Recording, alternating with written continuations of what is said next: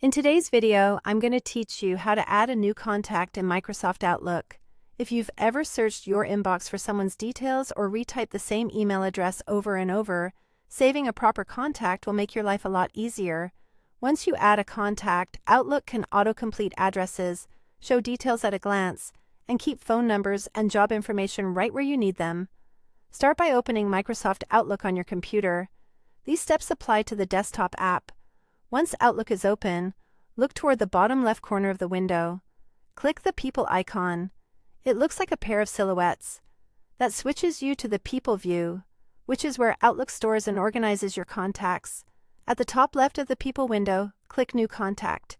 If you see options like New Contact Group or New Items, make sure you choose New Contacts so you're creating a single person's card rather than a mailing list. A contact form will open with fields ready for you to fill in. Begin with first and last name. Use the name as you'd like it to appear when you're composing emails. Clean, consistent names make searching and sorting much easier later. Next, add the email address. It's worth double-checking for typos here, since a single wrong character can cause messages to bounce or go to the wrong place. Add phone numbers in the appropriate fields. Outlook lets you specify types such as mobile, business, or home, so choose the most relevant one.